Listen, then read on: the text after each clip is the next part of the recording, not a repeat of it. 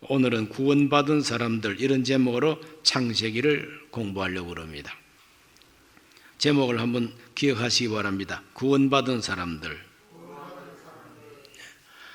우리가 성경을 공부하는 목적이 무엇인가를 뚜렷하게 알고 공부하면 좋습니다. 사도 바울은 성경 공부하는 목적을 디모데후서 3장 15절에서 17절에 확실하게 가르쳐주고 있습니다. 다 같이 읽어봅니다. 또 어려서부터 성경을 알았나니 성경은 능히 너로 하여금 그리스도 예수 안에 있는 믿음으로 말미암아 구원에 이르는 지혜가 있게 하느니라. 모든 성경은 하나님의 감동으로 된 것으로 교훈과 책망과 바르게 함과 의로 교육하기에 유익하니 이는 하나님의 사람으로 온전하게 하며 모든 선한 일을 행할 능력을 갖추게 하려 함이라. 구원받는 지혜를 얻게 하고, 구원받는 지혜가 제일 핵심입니다. 구원받아야죠. 여기에 머리에 지식만 잔뜩 쌓으면 뭐합니까? 구원받아야죠. 하나님과 관계가 정상화되고, 그래서 하나님의 자녀가 되고, 하나님은 내 아버지가 되고, 이 세상 살다가 내 몸이 이 세상 떠나면은 내 영혼이 하나님이 예비하신 하나님 나라로 가야 될 거 아니겠습니까? 구원받는 지혜가 있게 하는 것이 성경이라 그랬어요. 또 이 성경은 구원받은 하나님의 사람들, 하나님의 자녀들이 온전하여 부족함이 없도록 능력을 갖추게 하는 그런 효과가 있다고 바울이 가르쳐주고 있습니다. 그러므로 성경 공부를 통해서 우리 모든 성도들은 구원받는 지혜가 뚜렷하게 되시기를 바랍니다. 하나님의 자녀로서 부끄러움이 없는 능력 있는 하나님의 자녀로 훈련되고 교육받게 되시기를 바랍니다. 이와 같은 목적으로 우리는 성경을 공부하는데 지금 우리가 창세기를 좀 공부하고 있습니다. 하나님께서 범죄한 아담과 하와를 에덴 동산에서 추방하십니다. 에덴 동산에서 추방하시면서 그 근본된 땅을 갈게 하셨다 그랬어요. 그래서 땅을 갈아엎어서 그곳에 씨앗을 뿌리고 농사짓고 이마에 땀을 흘려야만이 먹을 것을 생산할 수 있다고, 먹을 것을 얻을 수 있다고 하나님이 그렇게 말씀하셨습니다. 그리고 에덴 동쪽으로 쫓아냈습니다. 쫓겨난 우리 인간 조상들이 하나님께서 징벌하신 대로 이마에 땀을 흘리면서 살기 시작한 그 땀 흘리는 인간 역사, 땀 흘리는 우리 인생살이, 그것이 4장에서부터 출발을 합니다. 창세기 4장에서부터 출발된 땀 흘리는 인생살이가 언제 한번 큰 그 변화를 경험하느냐 하면은 노아의 대홍수를 통해서 하나님이 심판하시고, 그래서 아담과 하와의 아들 가인과 아벨은 순교하고 그 셋을 대신 주시고, 그래서 그 사람들을 통해서 많은 사람들이 이 지구상에 살게 됐는데, 결국 그 사람들이 땀을 흘리면서 살면서 또 계속해서 죄를 더 심하게 짓고, 그래서 하나님께서 대홍수로서 심판해가지고 다 죽게 하십니다. 그것이 하나의 큰 변화를 경험하는 전환점이 되지요. 그 전환점이 되고, 그래서 그들은 심판을 받는 이야기가 8장에 나옵니다. 8장까지가, 4장에서 8장까지가 원 역사 속에 나왔던 우리 인간의 원조상들의 이야기입니다. 땀 흘리면서 살았던 인간 역사가 한번 큰 심판을 받게 된다. 심판받고 난 다음에 노아와 그 가족들을 이제 새로운 조상들로 하나님이 세우시고 땅에 번성하라고 명령하시고, 그래서 노아의 아들들 셈, 함, 야벳, 이 세 사람을 통해서 다시 우리 인간들이 땅 위에 번성하기를 시작합니다. 번성하고 번성해서 절정에 도달한 것이 바벨탑을 쌓기까지 번성했습니다. 그 바벨탑을 높이 쌓고 하나님이 홍수로 심판을 안 하시겠다고 언약하셨는데 또 홍수가 터지더라도 우리가 물에 잠기지 말자. 그래서 높은 탑을 이렇게 쌓아 올라가는 그 작업을 하게 되는 것이죠. 그럴 때 하나님께서 이 인간의 교만을 보고 하나님께서 그들의 계획을 실패하게 합니다. 어떻게 실패하게 하느냐? 뭐 벼락이 떨어진 것도 아니고 뭐 지진이 일어나서 흔들어서 무너지게 한 것도 아니에요. 또 홍수가 터져가지고 썰어버린 것도 아닙니다. 그들이 쌓아 올라가던 탑 그대로 둔 채로 하나님께서 사람들과 사람들 사이에 말이 통하지 않게 해버립니다. 언어, 즉 말을 혼잡하게 해버립니다. 말이 안 통하니까 함께 일을 할 수가 없어요. 말이 통하지 않으니까 같은 목적으로 뭔가 성공을 향해서 함께 일할 수가 없게 됩니다. 그래서 하나님이 그들을 온 세계에 흩어버렸다고 성경은 말합니다. 창세기 11장 9절에 보면 하나님이 온 세상의 인간들을 흩어지게 하셨다고 말하고 있어요. 그래서 온 세상으로 흩어져 나가버리는 것이 또 하나의 큰 전환점을 이루게 되는 것입니다. 그 흩어지는 이야기가 11장에 나와요. 그래서 창세기 11장까지가 원래 우리 인간 조상 아담 하와와 그 아담 하와와 직결되는 우리 인간의 원조상들의 이야기가 기록이 되어 있습니다. 그래서 그 사람들의 땀 흘리고 하나님께 심판받는 그 역사를 원역사 이렇게 표현을 합니다. 창세기 11장까지가 원역사예요. 그러니까 12장부터는 이제 하나님이 택하신 사람 아브라함을 불러내시는 것입니다. 그래서 아브라함을 불러내서 아브라함의 후손을 통해서 천하 만민이 복을 받게 하겠다는 하나님의 구원 계획이 좀 더 구체적으로 이제 나타나기 시작합니다. 그래서 아브라함 때부터를 족장 시대, 족장의 역사라 이렇게 말합니다. 11장까지가 이와 같이 땀 흘리는 우리 인간들 죄짓고 살다가 심판받는 이야기가 기록되어 있습니다. 그런데 무서운 홍수 대심판, 하나님의 진노가 쏟아지고 그러면서도 그 가운데서 구원받는 사람들이 있었다는 것을 성경이 가르쳐주고 있어요. 이 성경은 역사를 말하지만 역사책이 아니고 하나님이 모든 걸 창조하셨다고 하는 창조를 말하면서도 과학책도 아닙니다. 성경책의 핵심 내용은 뭐냐? 역사를 말해도 역사책이 아니고 과학을 말해도 과학책이 아니고 이것은 하나님이 죄에 빠진 우리 인간을 구원하시겠다는 하나님의 계획, 구원하시겠다고 하는 하나님의 목적, 구원하시겠다고 하는 하나님의 사랑과 은혜, 그것이 어떻게 어떤 과정으로 이루어지는가 하는 것을 기록한 것이 성경책이에요. 그러므로 성경책을 읽고 과학적으로만 해석하면은 딜레마에 빠져버리고 맙니다. 성경책을 읽으면서 세속 역사하고 너무 꽤 맞추려고 해도 맞지를 않습니다. 본질적으로 성경은 과학책도 아니고 역사책도 아니고 족보 이야기가 많이 나오지만 전 인류의 인구조사 족보책도 아닙니다. 성경은 꼭 필요한 사람들 이름, 하나님의 거룩한 진리를 우리에게 가르치기 위해서 필요한 인물과 사건, 그런 것들만 뽑아가지고 성경에 아주 짤막짤막하지만 아주 중요하게 기록하게 하셨습니다.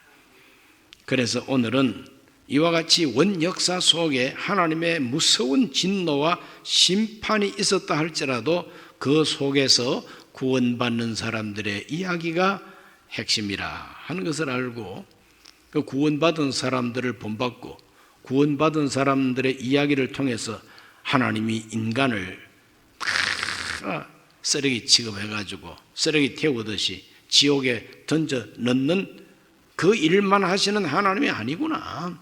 하나님이 건져내시고 불러내시고 그 가운데서도 하나님은 긍휼을 베푸시고 사랑을 베풀어서 구원하는 사람들이 있었다는 것을 알고 나도 하나님의 구원을 받게 하여 주시옵소서. 그런 것을 우리가 깨닫고 하나님과 연결되고자 하는 것, 이것이 바로 오늘도 이 자리에 모여서 성경 공부하는 목적이라 이 말이죠. 자, 창세기 1을 보면은 제일 먼저 하나님의 구원받는 사람들의 이야기가 나오는데, 그 사람들을 한마디로 말해서 하나님의 이름을 부르는 사람들, 이렇게 표현합니다. 성경은 말합니다. 누구든지 주의 이름을 부르는 자는 무엇을 얻으리라? 구원을 얻으리라. 주의 이름을 부른다는 것이 얼마나 엄청난 행동인가, 이걸 우리가 알아야 됩니다. 주의 이름을 부릅니다. 그러면 하나님께서 왜 불러? 하나님의 이름을 부르면은 하나님이 왜 부르느냐 하고 관심을 가질 거 아닙니까? 하나님의 이름을 부른다는 그 자체가 도움을 요청하는 것이고, 그렇죠? 주의 이름을 부른다는 그 자체가 그 이름을 높이고 경배하고 섬긴다는 뜻이고, 주의 이름을 부른다는 것이 바로 하나님께 기도하며 찬양한다는 뜻입니다. 주의 이름을 부르는 자, 주의 이름을 부르는 자는 뭘 얻는다고요? 구원을 얻으리로다. 찬송 있지 않습니까? 자, 주의 이름을 부르는 자는 구원을 받으리라. 누가 주의 이름을 불렀는가? 창세기 4장 25절과 26절 우리 다 같이 읽습니다. 아담이 다시 자기 아내와 동침하매 그가 아들을 낳아 그의 이름을 셋이라 하였으니 이는 하나님이 내게 가인이 죽인 아벨 대신에 다른 씨를 주셨다 함이며, 셋도 아들을 낳고 그의 이름을 에노스라 하였으며 그때의 사람들이 비로소 야훼 이름을 불렀더라. 야훼 이름을 불렀더라. 여러분, 야훼 이름을 아무나 부릅니까? 야훼 이름을 아무나 부르는 게 아닙니다. 믿지 않는 자를 어찌 부르리요 하는 말씀이 있지 않습니까? 내가 믿지도 않는데 왜 불러내느냐고. 아무 힘도 없고 능력도 없고 도움도 안 되는 이름을 왜 부르느냐 이 말이죠. 그건 부를 필요도 없고 부르지 않는다는 겁니다. 그러나 야훼 이름을 부른다는 것은 바로 야훼 하나님과 연결이 되었기 때문에 야훼 하나님을 찾는 믿음의 행동이 야훼 이름을 부르는 거예요. 그 이름을 부르면서 기도하고 그 이름을 부르면서 제사를 드리고 그 이름을 부르면서 그분이 원하는 뜻을 따라 살겠다는 사람들이 바로 원 역사 속에 구원받은 사람들로 나타난다 이거죠. 주의 이름을 부르시기를 바랍니다. 주의 이름을 부르시기 바랍니다. 누가 불렀습니까? 셋의 후손이 불렀다 그랬어요. 셋도 아들을 낳고 그 이름을 에노스라 하고, 그 에노스 때에 사람들이 비로소 야훼 이름을 불렀다 이 말은 자기 혼자서 살짝 부르는 것이 아니고 많은 사람이 함께 불렀다고 하니까 구원받은 족속이 생겨나게 됐다는 거죠. 야훼 이름을 부르고 그 이름으로 제사를 드리되 아벨과 같은 제사를 드리는 사람들이라 이 말이죠. 구원받은 사람들을 시편에서는 이렇게 표현합니다. 시편 50편 4절과 5절을 읽어봅니다.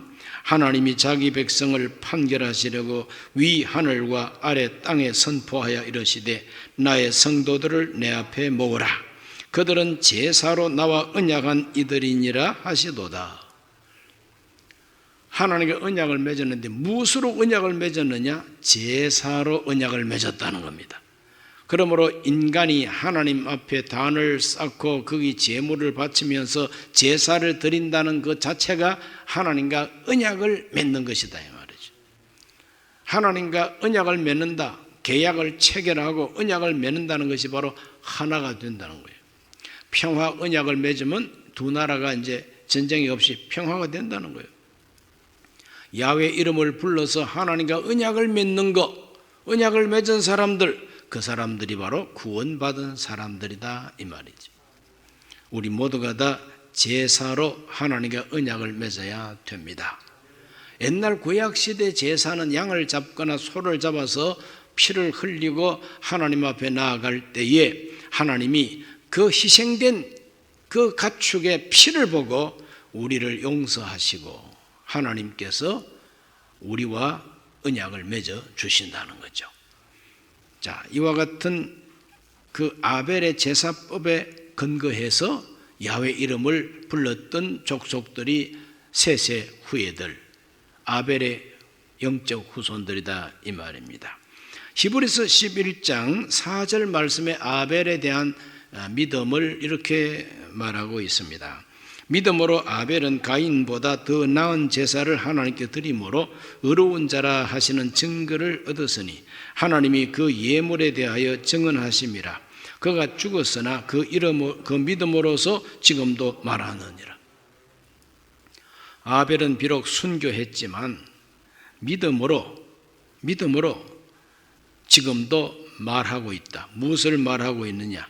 그 예물에 대하여 하나님이 증거하시고 하나님이 그 예물에 대하여 증언해 주신 것이 옳다고 하는 것을 죽음으로써 대변하고 있다는 거죠. 그럼 하나님께서는 피 흘림이 없는 제사는 받지 않는다는 것이 창세기 4장의 가인과 아벨의 제사를 통해서 하나님께서 계시해 주시는 거죠. 피 흘림이 있는 제사라야 하나님이 받으시는 제사라. 왜 그렇습니까? 우리 인간을 구원하기 위하여 속죄하고 속량하고 대속하기 위해서 자기의 독생자를 희생시켜서 우리를 구원하실 계획을 벌써 가지고 계시다 이 말이죠. 그러므로 그 하나님의 계획과 하나님의 뜻에 맞는 제사는 바로 피 흘림이 있는 희생 제사라야 하나님이 받으신다는 겁니다. 그래서 그러한 하나님의 증언을 하나님이 그렇게 확정해 주신 것을 믿고 그 후손들이 그대로 하나님 앞에 제사를 드리면서 야훼 이름을 불렀다는 것이죠. 오늘 저와 여러분도 피 흘림이 있는 제사, 바로 그것이 예수 그리스도의 희생인 것입니다. 예수님이 저와 여러분을 대신해서 우리의 죄를 다 책임지시고 십자가에서 피 흘려 죽기까지 함으로써 우리의 속량의 제물이 되어 주셨어요. 그러므로 예수 그리스도의 제사, 예수 그리스도의 제사를 중심으로 하나님과 언약을 맺은 사람들은 신약 시대에 구원받은 사람들이죠. 성도라 이 말입니다. 나의 성도를 오게 하라. 그들은 제사로 나와 언약을 맺은 사람들이다. 시편에 말씀하신 그대로입니다. 예수 그리스도는 이와 같이 우리를 위한 아벨의 제사와 같이 희생 제물이 되어 주셨습니다. 믿습니까? 그래서 주의 이름을 부르는 자마다 구원을 받으리라는 겁니다. 아직까지 예수님이 땅 위에 오지 않았을 때는 야훼 이름을 불렀어요. 그러나 오늘 우리들이 불러야 할 하나님의 이름은 예수 그리스도의 은혜인 것입니다. 그래서 주 예수님은 주님이시다. 예수님은 나를 위한 구세주이시다. 그러므로 그 이름을 부르는 자가 구원을 받게 된다는 것입니다. 우리 모두가 세세 후예들처럼 야훼 이름을 부르는 자들이 되시기를 바랍니다. 그 다음 두 번째 구원받은 사람들은 누구냐? 구원받은 사람들 가운데 아주 한 사람의 대표적인 사람을 하나님이 확실하게 구원해 주심으로써 우리에게 본이 되게 하시고 우리에게 표본이 되게 해 주셨습니다. 그 사람이 바로 하나님이 데려가신 에녹이라는 사람입니다. 하나님이 데려가신 에녹, 그 에녹 이야기를 한번 읽어봅니다. 창세기 5장 21절과 24절. 에녹은 65세에 머두셀라를 낳았고 머두셀라를 낳은 후 300년을 하나님과 동행하며 자녀들을 낳았으며 그는 365세를 살았더라. 에녹이 하나님과 동행하더니 하나님이 그를 데려가심으로 세상에 있지 아니하였더라. 하나님이 에녹을 데려가셨대. 얼마나 귀하고 얼마나 사랑스러우면 야야야 너 땅에 있지 말고 나한테 빨리 오너라 하고 하나님이 죽음을 보지도 아니하고 그냥 그대로 촉을 시켜가지고 데려가셨답니다. 그래 하나님이 데려가셨다고 하는 것을 신약 시대의 표현으로 휴거라 그럽니다. 랩처.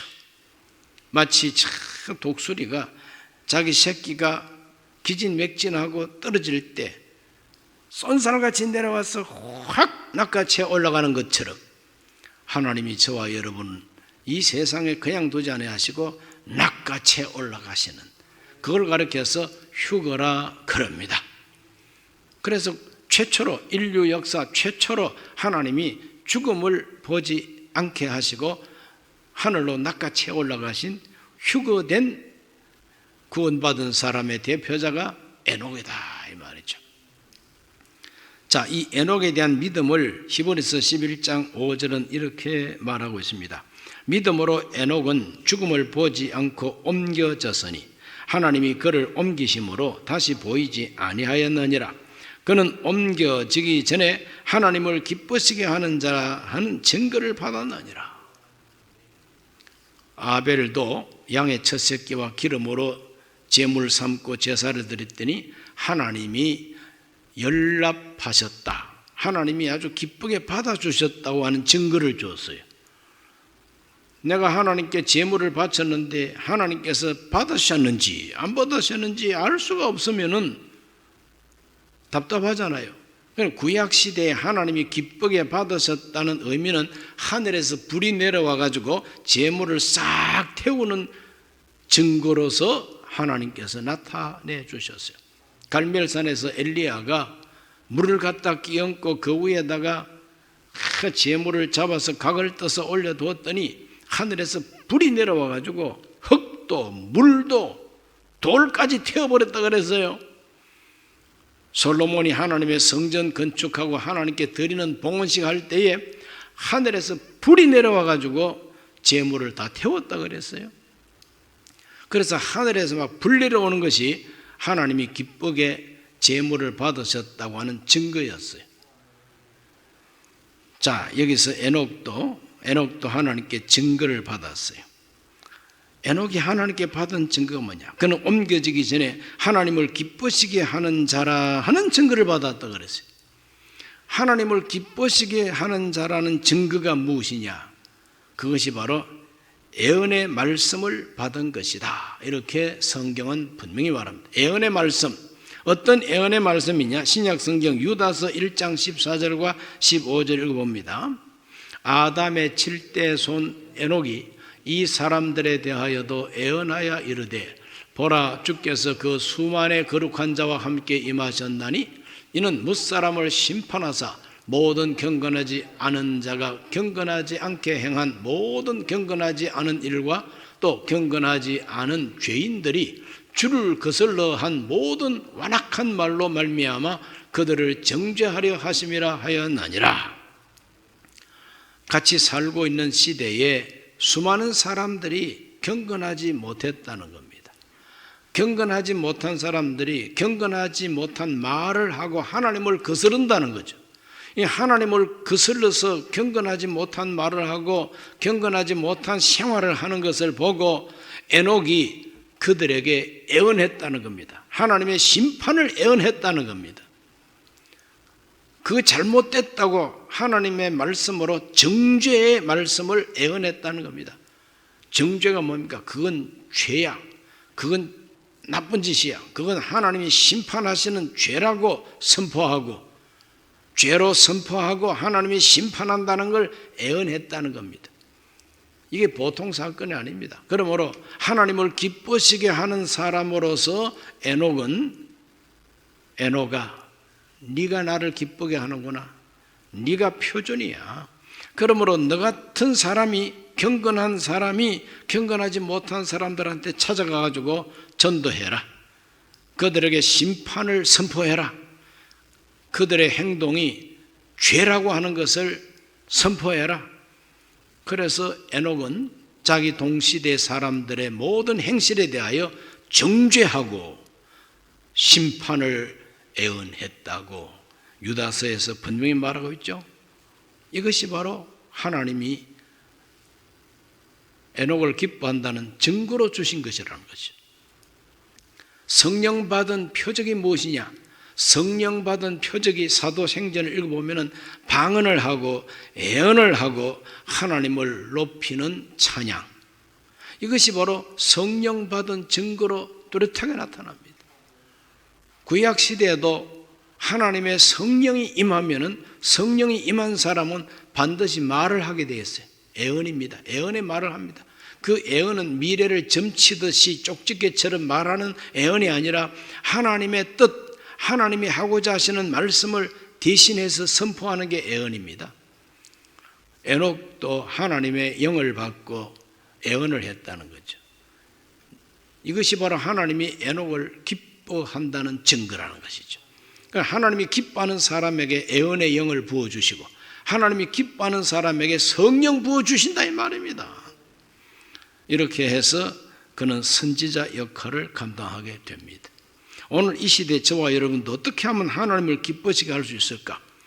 히브리서 11장 6절에 믿음이 없이는 하나님을 기뻐지게 하지 못하나니 하나님께 나아가는 자는 반드시 그가 계신 것과 또한 그가 자기를 찾는 자들에게 상 주시는 이심을 믿어야 할지니라.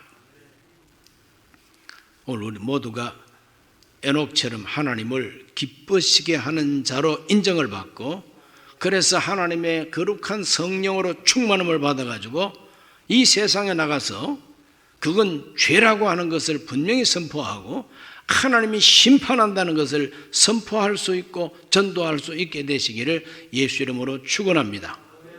사람 꼬시는 것이 전도가 아닙니다. 사람 듣기 좋은 말만 이렇게 해가지고 비를 맞추고 기분 좋게 하는 서비스가 전도가 아니에요.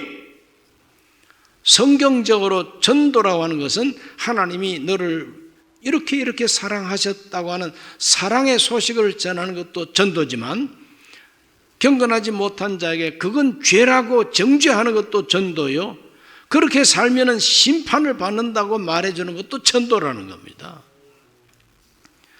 에녹은 심판받는다는 것을 전도했다는 거죠. 에녹은 이와 같이 하나님을 기쁘시게 하는 사람으로서 성령의 영감으로 하나님의 심판을 애언하는 사람이 됐다. 그것 때문에 그는 자기 아들 이름까지 머두셀라라고 지었다고 성경은 말합니다. 머두셀라. 아들 이름을 괜히 머두셀라라고 지은 게 아니고, 머두셀라라고 하는 그 이름 뜻이 뭐냐 하면은 창을 던지는 사람, 창을 던지는 사람, 창 던지는 사람. 아니, 창 던지는 사람이라고 이름을 왜 지었느냐? 창 던진다고 하는 것은 자기의 가족들을 지키는 사람이에요. 자기 가족들을 지키는 사람. 가인의 후예들이 철기 문명을 발전시켜가지고 칼 들고 창 들고 옵니다. 그러면 지켜야 되잖아요. 누가 지키느냐? 머두셀라가 지키는 거예요. 건강한 머두셀라, 힘센 용사, 자기 가족을 지키는 것이죠. 그리고 머두셀라라고 하는 이름 뜻은 그가 죽으면 심판이 온다 하는 뜻입니다.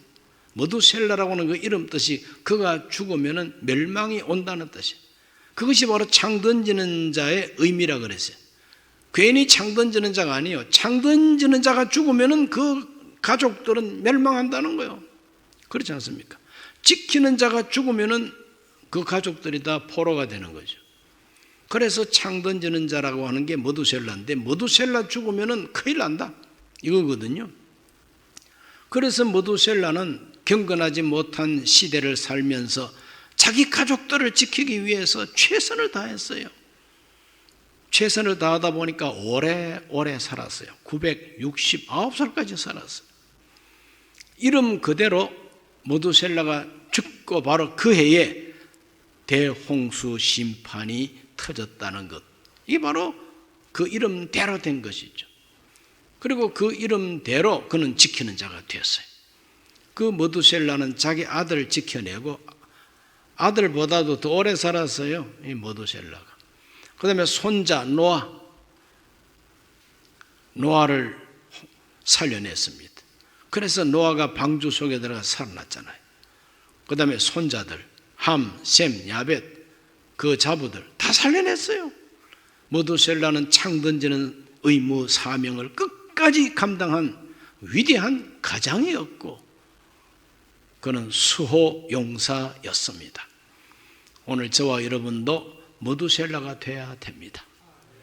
내 가정을 지키는, 내 후손들을 지키는 무두셀라가 돼가지고 악한 원수 마귀 공격해 오면 창을 던져서 막아내는 사람이 되어야 되는 것이고, 홍수라고 하는 대심판의 때에는 방주 안에 들어가서 내 후손들이 다 살아나도록 하는 그와 같은 사람이 무두셀라라는 거죠. 그 무두셀라 아버지가 바로 에녹이에요. 에녹은 하나님이 기뻐하는 사람이라고 하는 증거로 애원하게 하고 하나님께서 그를 하늘로 들어 올리셨습니다. 그래서 에녹은 심판전 휴거 성도를 모형합니다. 따라합시다. 에녹은 심판전 휴거 성도의 모형이다. 오늘 이 시대를 사는 저와 여러분, 하나님이 최후의 심판을 하시는데 그 최후의 심판에 들어가는 입구에 대환란이라는 게 있습니다. 즉 그리스도와 그 나라에 내리는 하나님의 진노, 하나님의 심판, 그 대환란 오기 전에 예수 그리스도 안에 있는 사람들은 하나님이 저 하늘로 들어 올리신다고 예수님도 말씀하고 바울도 말합니다. 자, 마태복음 24장 40절과 41절을 읽습니다. 그때 두 사람이 밭에 있음에 한 사람은 데려가고 한 사람은 버려둠을 당할 것이요, 두 여자가 맷돌질을 하고 있음에 한 사람은 데려가고 한 사람은 버려둠을 당할 것이니라. 저와 여러분 데려가는 사람 되시기를 바랍니다. 하나님이 데려가는 사람 되어야 됩니다. 그 데려간다는 게 바로 휴거예요. 휴거. 고린도전서 15장 51절에서 52절을 다 같이 읽습니다. 보라, 내가 너희에게 비밀을 말하노니 우리가 다 잠잘 것이 아니요 마지막 나팔의 순식간에 호련히 다 변화되리니 나팔 소리가 나매 죽은 자들이 썩지 아니할 것으로 다시 살아나고 우리도 변화하리라. 저 부활의 날 우리가 다 부활한 몸을 가지고 주님을 영접하게 하는 그 사건이 바로 휴거 사건인 거죠. 그걸 좀 더 구체적으로 바울은 데살로니가전서 4장 16절에서 17절에서 말하고 있습니다. 주께서 호령과 천사장의 소리와 하나님의 나팔 소리로 친히 하늘로부터 강림하시리니 그리스도 안에서 죽은 자들이 먼저 일어나고 그 후에 우리 살아남은 자들도 그들과 함께 구름 속으로 끌어올려 공중에서 주를 영접하게 하시리니 그리하여 우리가 항상 주와 함께 있으리라. 이것이 휴거입니다. 에녹이 지금 어디 있습니까? 주님 곁에 있습니다. 항상 주와 함께 있습니다. 에녹이. 저와 여러분들도 에녹처럼 하나님이 데려가시면, 구름 속으로 끌어올리시면 공중에서 주를 영접하고 항상 주와 함께 있게 된다는 거죠. 이것이 뭐 소설 같은 이야기가 아닙니다. 이거는 현실이 됩니다. 우리 모두가 휴거 성도가 되시기를 바랍니다. 바로 이 에녹은 구원받는 사람들의 대표자로서 가장 모범적인 표본으로서 하나님과 동행하고 성령 받아서 전도하고 애언하다가 하나님이 데려간 사람입니다. 에녹처럼 되시기를 바랍니다. 세 번째로 구원받은 사람들이 누구냐? 방주에 들어간 노아와 그 가족들입니다. 방주에 들어간 노아와 그 가족들, 히브리서 11장 7절 말씀에 믿음으로 노아는 아직 보이지 않는 일에 경고하심을 받아 경외함으로 방주를 준비하여 그 집을 구원하였으니 이로 말미암아 세상을 정죄하고 믿음을 따르는 의의 상속자가 되었느니라 그랬어요. 그러므로 이 노아는 그 노아의 아버지 이름이 라멕입니다. 라멕의 아버지가 무두셀라입니다. 무두셀라 아버지가 에녹이죠. 그러니까 정조 할아버지입니다. 노아는 어릴 때부터 정조 할아버지 이야기를 많이 들었습니다. 내 정조 할아버지께서는 죽지도 아니하고 하늘로 가버리셨다. 그분이 평생에 애언하신 말씀이 뭐냐? 내 아들 무두셀라가 죽으면 심판이 온다고 하셨다. 그 거룩한 영감이 노아에게도 임했다는 겁니다. 그래서 노아에게도 하나님께서 보이지 않는 일에 경고를 주었다 그러죠. 하나님이 노아에게 하나님이 경고를 주셨어요. 그럼 하나님의 경고가 무엇이냐? 그것이 바로 멸망에 대한 이야기다 이거죠. 창세기 6장 13절에서 14절을 다 같이 읽어봅니다. 창세기 6장 13절에서 14절 읽기 전에 먼저 읽을 이야기가 창세기 5장 28절에서 29절입니다. 다 같이 한번 읽어보겠습니다. 창세기 5장 28절에서 29절. 라멕은 182세의 아들을 낳고 이름을 노아라 하여 이르되 야훼께서 땅을 저주하심으로 수고롭게 일하는 우리를 이 아들이 안위하리라 하였더라. 노아의 아버지 라멕이 이 땅 위에 경건하지 못한 사람들과 섞이지 아니하고 하나님께서 땅을 저주하심으로 수고하고 땀 흘리면서 일하는 우리 인생, 하나님께서 내 아들 통해서 위로해 주시옵소서 하는 하나님의 위로, 안위해 주시는 것. 이 노아라고 하는 그 이름 뜻이 바로 안식, 위로, 따뜻하게 보호해 주는 안위, 이것이 바로 노아라고 하는 이름의 뜻입니다. 누가 노아라는 이름을 지었느냐? 노아의 아버지가 지었어요. 라멕이 지었어요. 그 라멕이 자기 아들 이름을 그렇게 지은 것은 자기 사는 그 시대에 경건하지 못한 사람들과 휩쓸리지 아니하고 하나님 위로하여 주옵소서, 보호하여 주옵소서. 내 아버지 모두셀라가 창을 들고 우리를 지키고 있음을 감사하는데 내 아버지가 죽으면 멸망이 온다고 하지 않았습니까? 그러므로 내 아버지가 죽고 멸망의 때가 오더라도 하나님 우리를 지켜주소서, 위로해 주소서, 보호해 주소서, 안식을 주소서, 하나님께 소망을 두고 아들 이름을 노아라고 지었다는 거죠. 참 위대한 아버지입니다. 그 아버지 앞에 그 아들이요. 그래서 하나님의 경고하심이 노아에게도 임했다는 겁니다. 그래서 창세기 6장 13절과 14절입니다. 하나님이 노아에게 이르시되 모든 혈육 있는 자의 포악함이 땅에 가득하므로 그 끝날이 내 앞에 이르렀으니 내가 그들을 땅과 함께 멸하리라. 너는 고페르 나무로 너를 위하여 방주를 만들되 그 안에 칸들을 막고 역청을 그 안팎에 칠하라.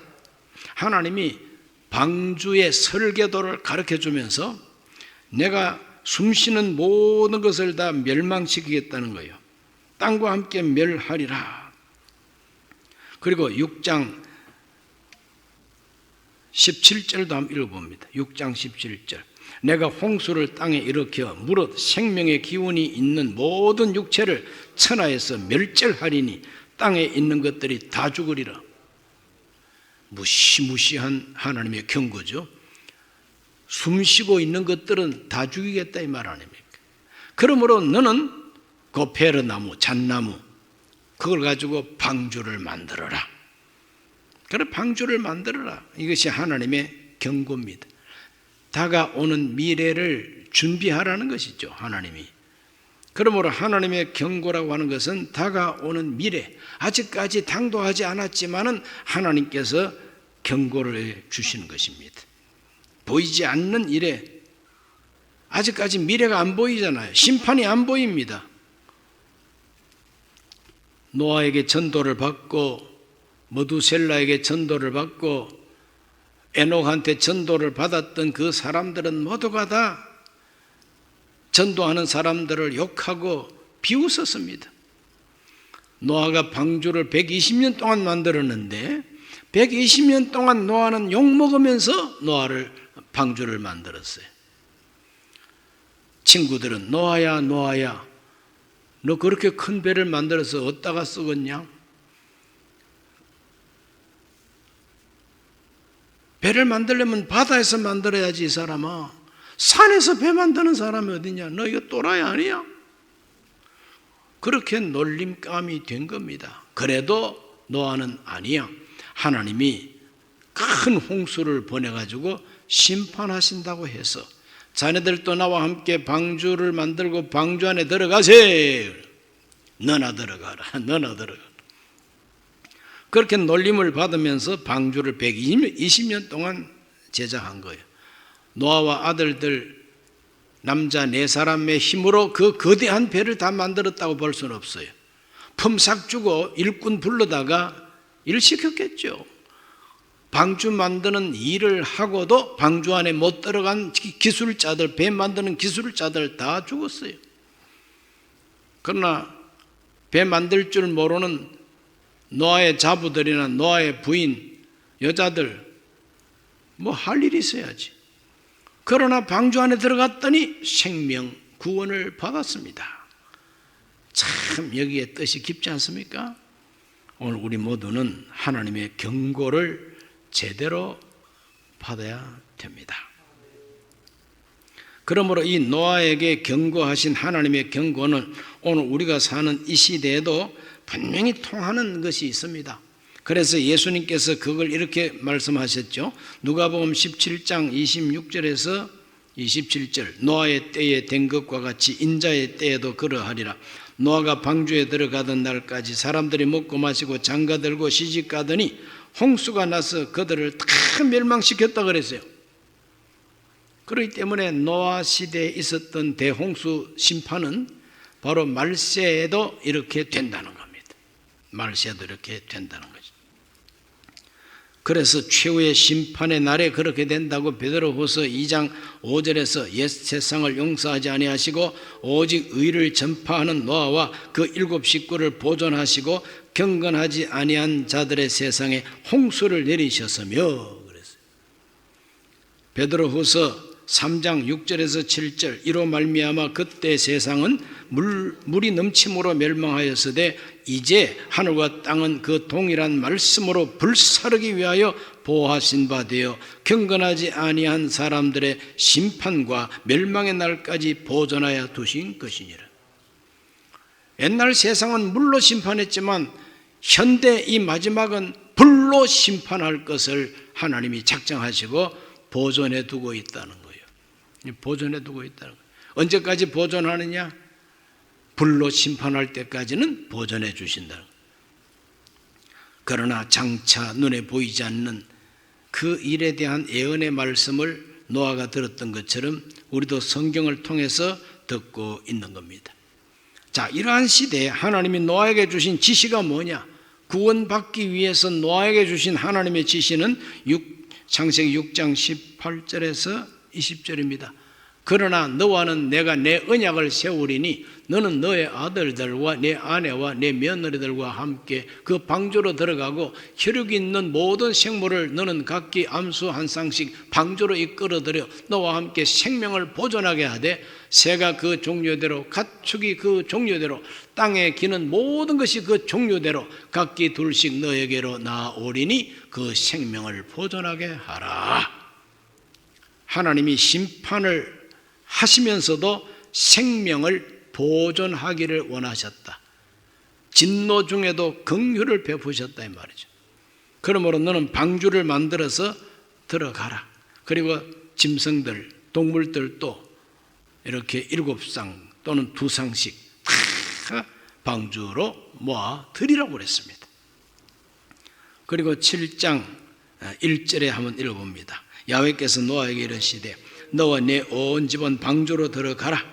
이 세대에서 네가 내 앞에 의로움을 내가 보았음이라 그랬어요. 한번 따라 하실까요? 방주로 들어가라. 너와 온 집은 방주로 들어가라 그랬어요. 이것이 방주가 의미하는 게 뭐냐면은 바로 교회를 의미하고 방주가 바로 예수님을 의미합니다.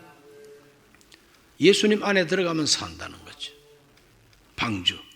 그러므로 방주에 들어가라 이 말은 주 예수를 믿으라. 그리하면 너와 너희 집이 구원을 받으리라는 말씀과 딱 일맥상통하지. 너와 너희 집이 구원을 받으리라.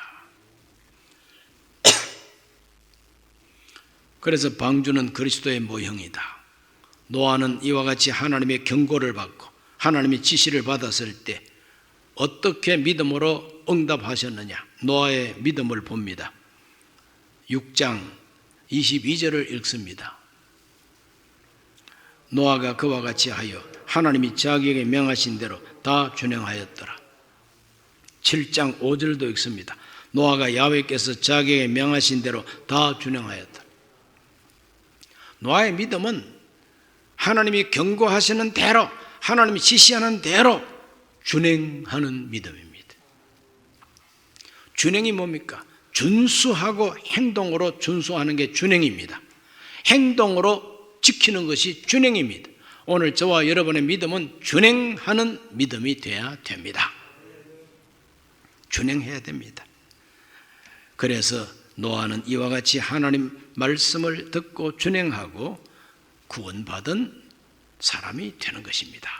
그래서 창세기 11장까지 나오는 원역사 속에도 그 무서운 하나님의 진노와 심판 속에서도 구원받는 사람들이 있다 이거죠. 그 모든 구원받은 사람들이 한결같이 무엇으로 구원받았느냐? 믿음으로 구원받았다는 거죠.